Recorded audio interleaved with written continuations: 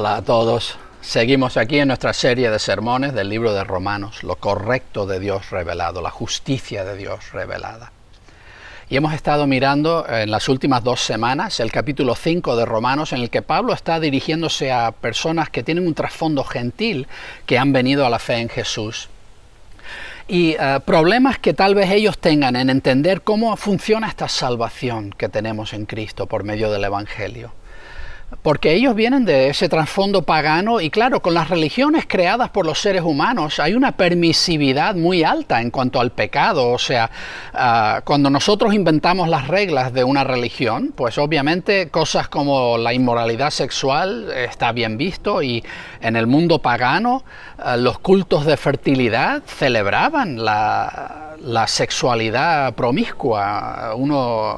Era parte de la vida de adoración pagana. Y se animaba a una persona a vivir de una forma concentrada en uno mismo, una forma egoísta. Y cosas como odiar a tus enemigos y maldecirles y desearles mal, todas esas cosas estaban bien vistas. Pues vienen a Cristo y de repente se les habla de pureza sexual, de amar a sus enemigos, de vivir no para ellos mismos sino para otros. Y Pablo está explicándoles en el capítulo 5 cómo funciona vivir en la gracia de Dios, de forma que no resulta en que simplemente seguimos pecando más y más. Porque tanto para gentil como para judío, la idea que se usa para ayudar a la gente a no hacer cosas malas es establecer reglas de lo que uno no debe hacer. No hagas esto, no hagas lo otro. Y los códigos legales romanos y de la ley de Dios en la Biblia y de cualquiera expectativas de los dioses en las religiones paganas, pues todas esas normativas son los motivos que animaban a la gente a no cometer las ofensas. Hay unas reglas que hay que cumplir, porque si no Dios se va a enfadar contigo, o si no los dioses se van a enojar contigo, o si no el gobierno romano se va a enojar contigo. Las reglas eran la forma en que mantenían a la gente en orden, pero Pablo dice, hemos muerto a la ley. Vivimos bajo la gracia de Dios, no la ley. Y Pablo trata en el capítulo 5 de ayudar a entender a los que vienen de ese trasfondo gentil, que eso no quiere decir que volvemos a seguir viviendo como vivíamos antes, de esa forma egocéntrica y predatoria.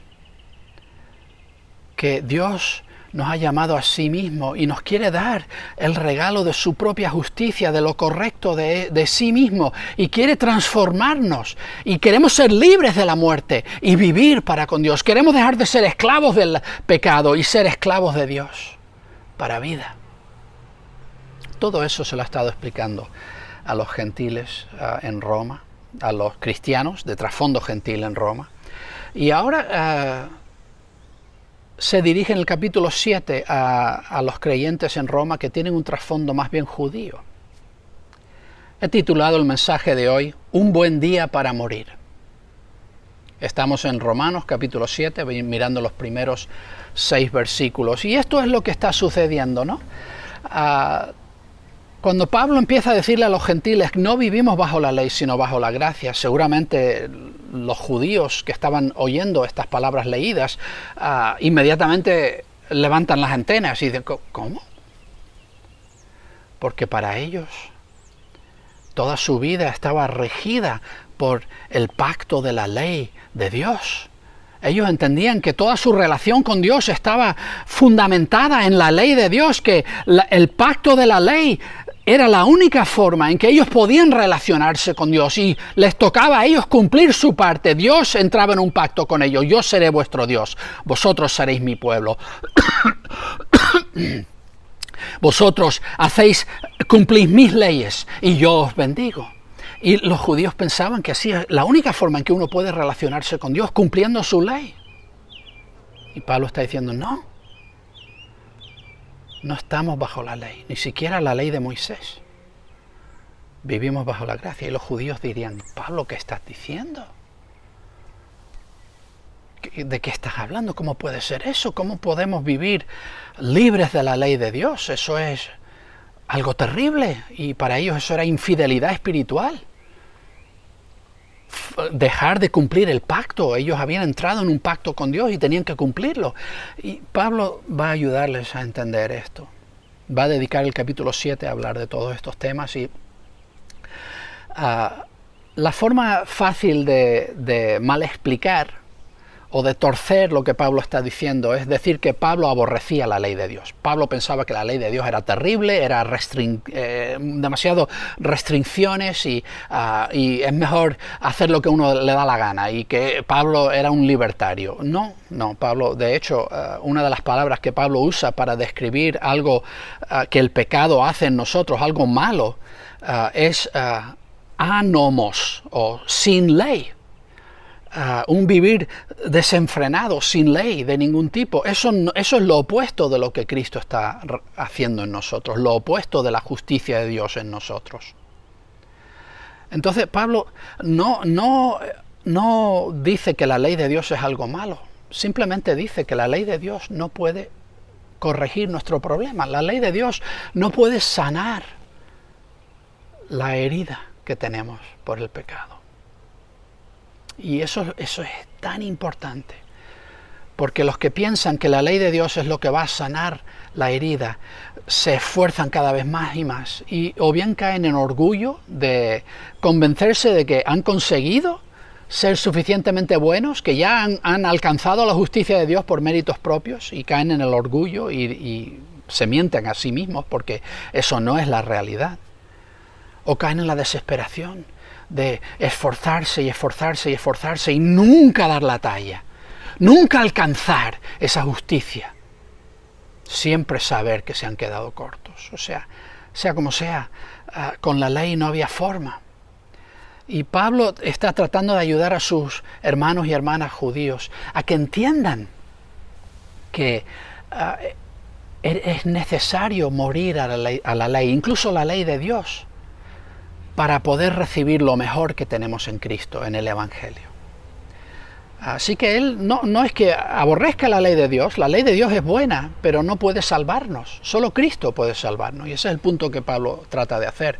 Vamos a empezar leyendo los versículos del 1 al 3. Hermanos, hablo con los que conocen la ley. ¿Ignoráis que la ley se enseñorea del hombre entre tanto que vive? Porque la mujer está ligada por la ley a su esposo mientras vive, pero si su esposo muere, ella está libre de la ley del esposo. Por lo tanto, si ella se une con otro hombre mientras vive su esposo, será llamada adúltera. Pero si su esposo muere, ella es libre de la ley. Y si se une con otro esposo, no es adúltera. Entonces Pablo empieza haciendo una ilustración de la ley de Moisés misma. Él dice, hermanos, y les habla con esta conexión entrañable. Cristo nos hace familia. Y les dice, hermanos, y me dirijo específicamente a los que conocen la ley, no solo judíos, sino gentiles que se han dedicado a estudiar la ley de Dios. Habían gentiles que temerosos de Dios, que se acercaban a las sinagogas y aprendían la ley de Moisés. Todos los que conocen la ley, ¿ignoráis que la ley se enseñorea del hombre entre tanto que vive? O sea, la ley se aplica a un hombre mientras vive. Como ejemplo, habla de cómo la ley de Moisés rige el matrimonio. Una mujer, bajo la ley de Moisés, que está casada con un hombre, está ligada a su esposo mientras su esposo vive. Pero si el esposo muere, ella queda libre de esa ley. No está ligada por la ley a su esposo. Y de hecho la ley de Moisés define a una mujer que está casada con un hombre que vive. Si ella ahora va y se toma otro esposo, se va con otro hombre, esa mujer, la ley de Dios dice, es adúltera.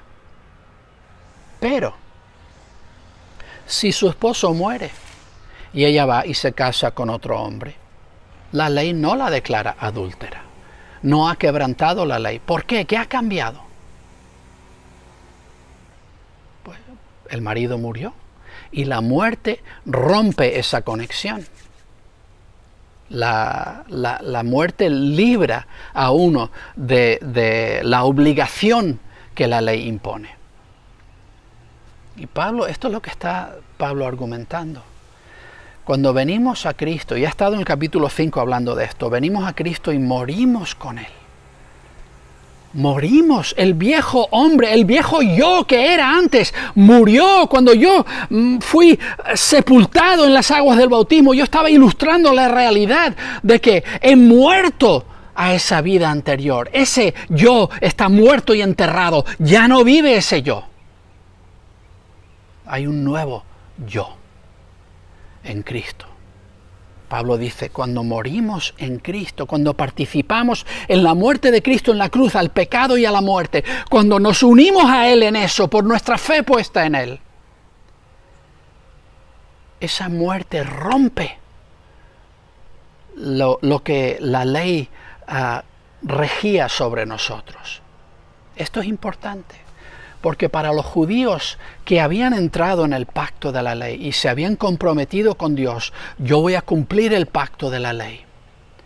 Para ellos decir que ya eres libre de la ley, para ellos eso sonaba a adulterio. Estás quebrantando un pacto con el que en el que has entrado con Dios y estás siendo infiel, estás siendo adúltero. Pablo dice, no, aún la ley de Moisés estipula que cuando muere uno de los dos en el matrimonio, en el pacto, esa obligación queda rota, de forma que uno queda libre de esa obligación. Y esto es lo que Pablo está diciendo a los judíos que se están matando por tratar de seguir a Jesús y a la vez cumplir el viejo pacto. Pablo está diciendo, no tienes que arrastrar ese viejo pacto hacia adelante, porque ese matrimonio ha quedado anulado por muerte. ¿Muerte de quién? Tu muerte. Cuando viniste a la fe en Jesús, moriste. Y esa vieja obligación que tenías bajo el pacto de la ley, esa vieja obligación ha sido quebrantada. Y lo mismo pasa con cualquier otra obligación. Si eres un pagano y habías hecho votos a un Dios pagano, todo eso queda anulado en el momento que vienes a los pies de Jesús. Has muerto a esa vieja vida y toda obligación queda disuelta, rota por completo. Eres libre. La muerte anula todo eso. Tengo una pregunta de estos versículos. Pablo dice que cuando venimos a la fe en Jesús morimos. Esta muerte corta nuestra conexión con el pecado y la muerte. ¿De qué maneras has experimentado esta muerte a tu vida anterior? ¿Por qué son estas buenas nuevas? Sigamos, versículo 4. De manera semejante, hermanos míos, vosotros también habéis muerto a la ley por medio del cuerpo de Cristo, para ser unidos con otro, el mismo que resucitó de entre los muertos, a fin de que llevemos fruto para Dios. Pablo dice que eso es lo que ha sucedido con nosotros. Otra vez, hermanos míos, familia mía en Cristo. Estoy tratando de ayudaros a entender que no tenéis que cargar con todo eso que arrastráis de vuestra vida anterior. Vosotros también habéis muerto a la ley por medio del cuerpo de Cristo. Cuando Cristo puso su cuerpo sobre la cruz y se entregó a sí mismo a la muerte, el que no hizo pecado se hizo pecado por nosotros y llevó consigo en la muerte al pecado mismo a la tumba. Cuando Él murió, nosotros morimos con Él. Y eso nos rompe, nos libera, quebranta toda obligación anterior. Porque hemos muerto, esa vieja vida acabó para siempre, ya no soy esa persona, ni nunca lo seré.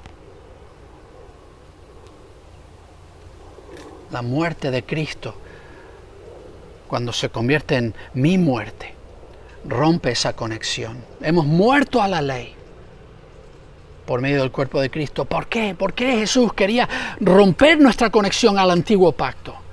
Nuestra obligación a la norma y a la ley, para ser unidos con otro.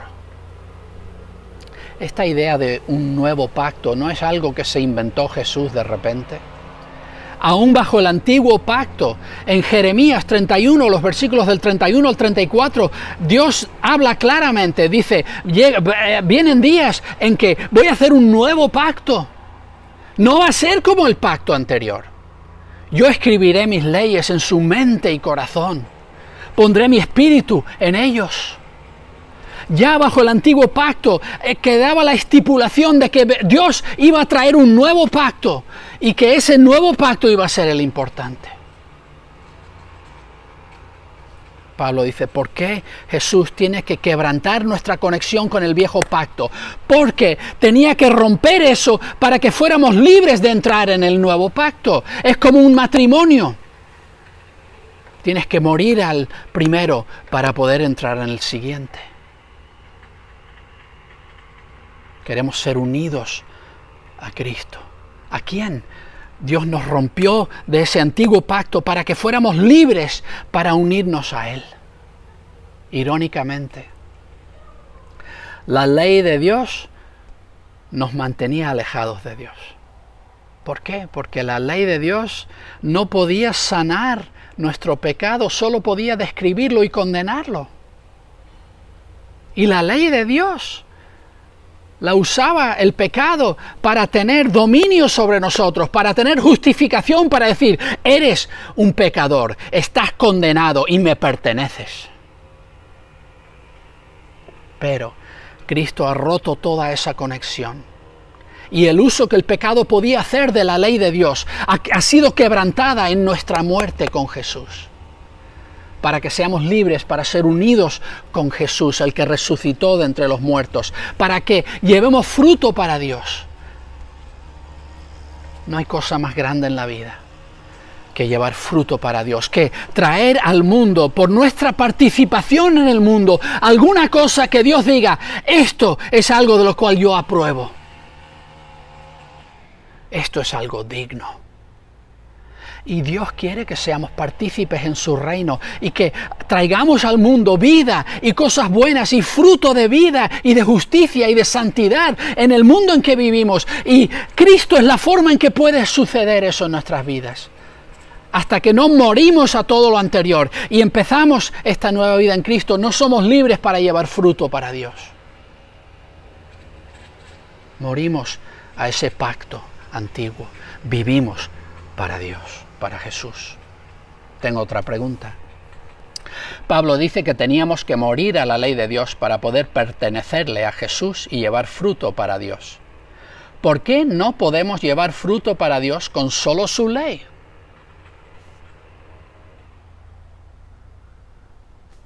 Seguimos, versículo 5. Porque mientras vivíamos en la carne, las pasiones pecaminosas despertadas por medio de la ley actuaban en nuestros miembros a fin de llevar fruto para muerte. Esto es como era la vida antes, y Pablo trata de ayudarnos a entender. Esto era la vida anterior. Incluso si éramos muy religiosos, si teníamos la ley de Dios y nos esforzábamos grandemente por cumplirla, todo eso. Pablo dice, nuestra vida anterior, cuando vivíamos en la carne. Y esta es la forma en que Pablo describe nuestro vivir sin Dios. Todo lo que tenemos, todas las capacidades que tenemos, todas las habilidades que traemos, todo lo que podemos hacer, menos Dios. Para Pablo eso es lo que él quiere decir cuando habla de la carne. Cuando existíamos, cuando vivíamos en la carne, cuando nuestra vida era nosotros solos, por nuestro propio esfuerzo, tratando de cumplir la ley de Dios. Lo único que conseguía la ley de Dios en nosotros era despertar pasiones pecaminosas.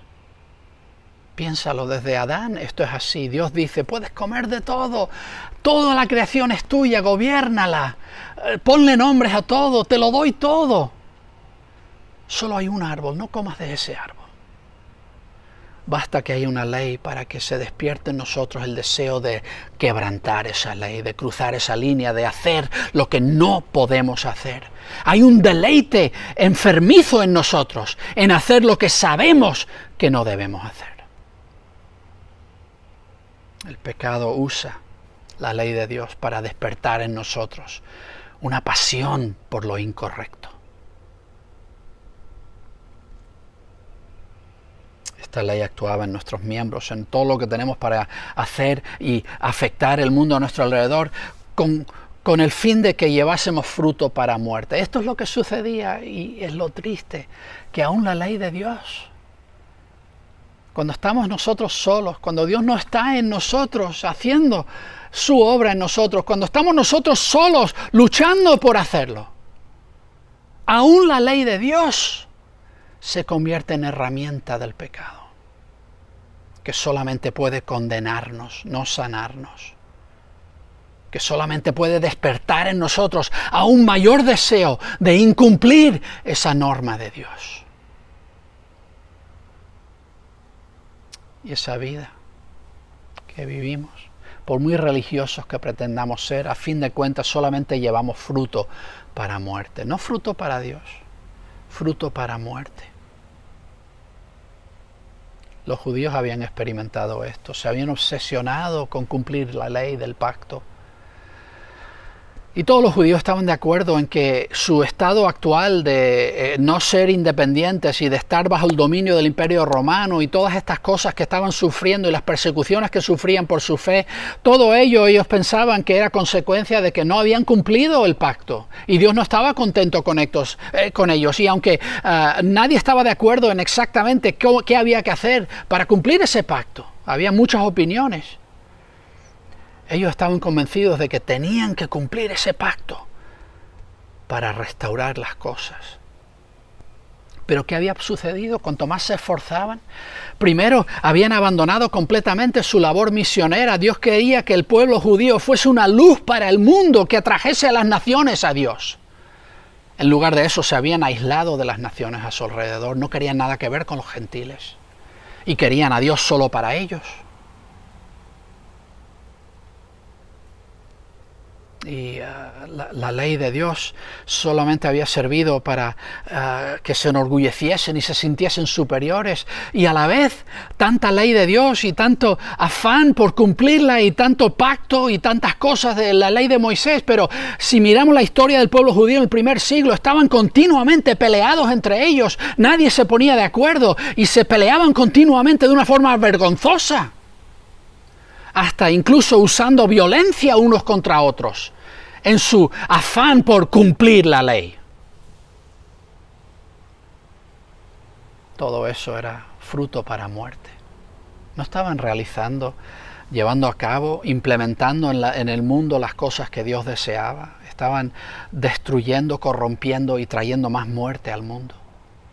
Pero ¿sabes qué? Eso sucede con toda ley. Piensa en los últimos 2 siglos, el gran experimento humanista del comunismo. ¿Qué ideal más noble hay? Que toda la humanidad comparta todo y que no haga falta mantener orden porque todo el mundo hace lo correcto y todos nos tratamos unos a otros con respeto y honor y nadie es mejor que nadie y hay unidad en toda la familia humana, un gran ideal. Pero en el momento que tratamos de cumplir estas normativas, estos ideales, estos códigos de grandes y nobles aspiraciones, el pecado entra y dice, ¿y por qué no rompes eso? ¿Y por qué tienes que hacer eso? Hazlo de esta forma. Y enseguida la normativa se convierte en un instrumento más del pecado. Y todos los proyectos, por noble que sea la ley, por alto que sea el anhelo o el ideal que uno quiere elevar como cosa buena, siempre acaba todo en siendo fruto para muerte. Porque ninguna ley, por buena que sea, incluso la ley de Dios, puede sanar nuestro problema. Una vez que hemos sido pecadores, hemos entrado bajo el dominio del pecado, ya la ley no puede sanarnos. Tengo una pregunta. El pecado usa la ley de Dios para despertar en nosotros un deseo de pecar, para que llevemos fruto para muerte. ¿Cómo has experimentado esta realidad en tu vida? Y terminemos el pasaje, versículo 6. Pero ahora, habiendo muerto a lo que nos tenía sujetos, hemos sido liberados de la ley, para que sirvamos en lo nuevo del Espíritu y no en lo antiguo de la letra. Pablo dice, eso era la vida antes, fruto para muerte. El pecado usando la buena ley para condenarnos aún más y para despertar en nosotros un deseo mayor de pecar. Pero ¿sabes qué? Dice Pablo, ahora que hemos muerto a lo que nos tenía sujetos, incluso esa ley que nos mantenía bajo la condenación de Dios, habiendo sido librados de todo eso, somos libres de la ley de Dios ya no nos condena, no caemos bajo esa condenación. Y eso nos permite servir de una nueva forma. Servir, y ahí la palabra es servir como esclavo. Servir como esclavo en lo nuevo del Espíritu. Y está hablando del Espíritu de Dios. Esta es la nueva normativa que gobierna nuestro vivir, no la ley de Dios. No un código escrito, una serie de normativas ahí puestas en el papel. Esa es la forma vieja, la antigua letra de la ley bajo la que vivíamos, que solamente nos daba muerte. Ahora vivimos en lo nuevo, en la novedad del Espíritu de Dios. Lo que rige nuestra vida ahora es el Espíritu de Dios que ha entrado en nosotros y que mora en nosotros y que se convierte en esa realidad que nos está transformando de adentro hacia afuera, de forma que empezamos a ser hechos justos y transformados al tipo de persona que quiere llevar a cabo las cosas que la ley de Dios describe, pero que éramos incapaces de desear y hacer. Ahora de repente nuestro corazón empieza a ser transformado de forma que ya no somos el que éramos antes. Y no por cumplir un código, sino porque el Espíritu de Dios nos está haciendo justos. Nos está corrigiendo y moldeando. Y somos esclavos ahora, no de la ley, no del pecado, no de la muerte. Somos esclavos del Espíritu de Dios que mora en nosotros. Y le servimos para traer fruto a Dios. Tengo una última pregunta. Hay dos formas de tratar de acercarnos a Dios. Podemos tratar de guardar las reglas, el código escrito, o podemos caminar en una relación con Dios por su Espíritu Santo. ¿Cómo has experimentado tú este caminar en lo nuevo del Espíritu? Sabes que la muerte no es nada malo cuando la resurrección entra en juego. En realidad muerte era lo único que teníamos antes. Aunque estábamos todavía viviendo físicamente, todo lo que hacíamos contribuía más a muerte, a destrucción, a devastación, a corrupción.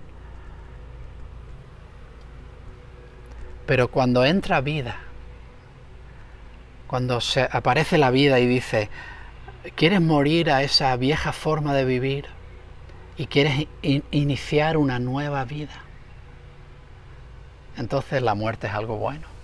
Es un buen día para morir. Y eso es lo que el Evangelio hace, lo que Cristo hace en nosotros. Por eso esto es buena noticia, buena nueva, que ya no tenemos que seguir viviendo esa esclavitud a las normas que nos condenan y al pecado que reina y gobierna sobre nosotros para muerte. Ya no tenemos que vivir de esa forma, porque ahora Cristo nos ha hecho morir a eso. Esa vieja vida acabó. Y en Cristo puedo vivir una nueva vida, en su Espíritu, morando en mí, transformándome de adentro hacia afuera. De manera que la misma justicia de Dios empieza a hacerse una realidad en mi vida. Y empiezo a anhelar y desear lo que antes era incapaz de anhelar y desear.